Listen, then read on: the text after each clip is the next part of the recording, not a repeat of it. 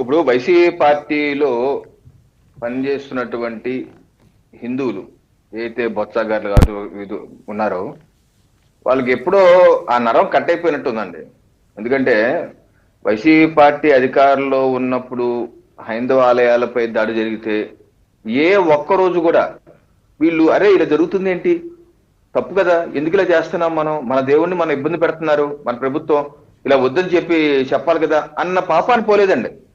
పైపెచ్చు ఆంజనేయ స్వామి చెయ్యే కదా ఇరిగిపోతే ఏమైంది, రథం చెక్క కుయ్యే కదా కాలిపోతే ఏమైంది, లేదా తిరుపతి దేవస్థానం మీ అమ్మ మొగుడేం చేశాడా, ఇన్ని మాటలు మాట్లాడి దూషించి ఏ రకంగా ఆ పార్టీలో పనిచేసే వాళ్ళందరూ ఒక్కరు కూడా బయటకు వచ్చి జరుగుతుంది తప్పు అనలేదండి. అప్పుడే అనుకున్నాను నేను, అసలు ఈ వైసీపీ పార్టీలో పనిచేయాలంటే హైందవుడుగా ఉన్నప్పటికీ అందులో చచ్చిపోయినోడే ఉంటారు అక్కడ.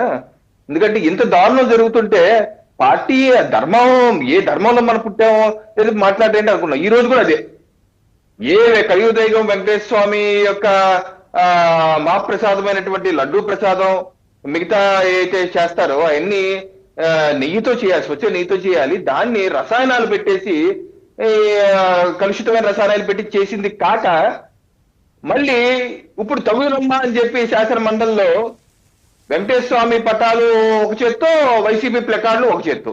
అంటే ఏంటి, వైసీపీ ప్లకార్డులు వెంకటేశ్వర స్వామి ఒకటే ఆ ఉద్దేశం.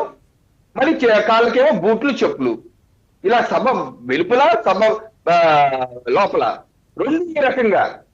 అంటే ప్లకార్డు వెంకటేశ్వర స్వామి పటానికి మీకు తేడా తెలియట్లేదు.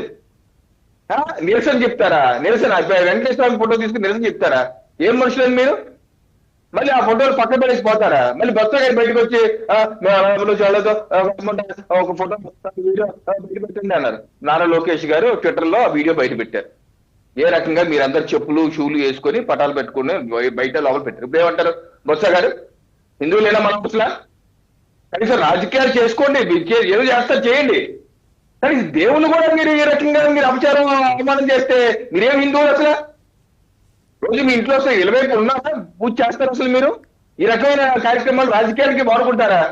ఏమాత్రం సిగ్గుసరి ఉండదని మనకి ఒక పరిధి ఉండదండి, రాజకీయాలకు పరిధి ఉండదా?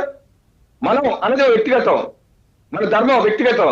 మన ధర్మానికి సంబంధించినటువంటి దేవుళ్ళు దేవతలు ఎంత ఆరాధనాభావంగా ఉండాలి మనం. అది వెళ్ళిందేమో మళ్ళీ దేవాలయం, రాజ్యాంగ దేవాలయం. ఆ దేవాలయంలో మీరు పట్టుకొని కలియుగ దైవాన్ని అవమానిస్తారా?